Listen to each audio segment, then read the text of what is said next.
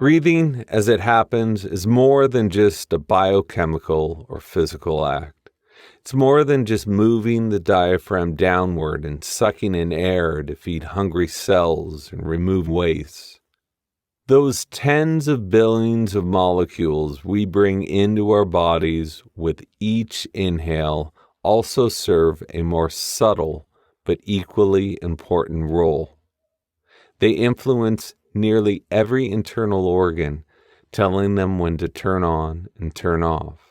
They affect heart rate, digestion, moods, and attitudes, when we feel aroused and when we feel nauseous. Breathing is a power switch to a vast network called the autonomic nervous system. There are two sections to this system. They serve opposite functions. Each is essential to our well-being. The first, called the parasympathetic nervous system, stimulates relaxation and restoration. The mellow buzz you get during a long massage, or the sleepiness you might feel after a big meal, happens because the parasympathetic nervous system sends signals to your stomach to digest and for the brain to pump feel-good hormones into the bloodstream. Parasympathetic stimulation opens the floodgates in our eyes and makes tears flow at weddings. It prompts salivation before meals, loosens the bowels to eliminate waste, and stimulates the genitals before sex. For these reasons, it's sometimes called the feed and breathe system. The lungs are covered with nerves that extend to both sides of the nervous system, and many of the nerves connecting to the parasympathetic are located in the lower lobes, which is one reason long and slow breaths are so relaxing. As molecules of breath descend deeper, they switch on more of these parasympathetic nerves. As air ascends from the lungs during exhalation, the molecules trigger an even more powerful relaxation response.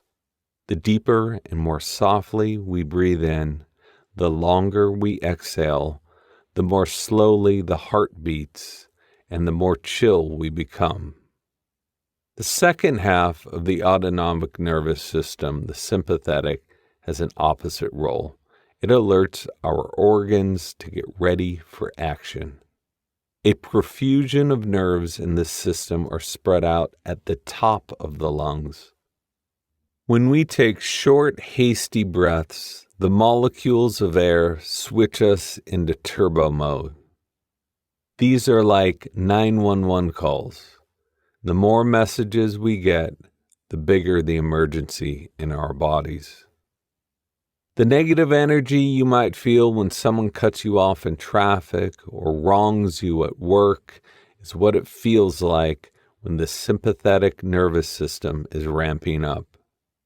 In these states, blood flow from less vital organs like the stomach and bladder is redirected to the muscles and brain. Heart rate increases, adrenaline kicks in, vessels constrict, pupils dilate, and the mind sharpens. Sympathetic states help ease pain and keep blood from draining out if we get injured. They make us meaner and leaner so we can fight harder or run faster when confronted with danger.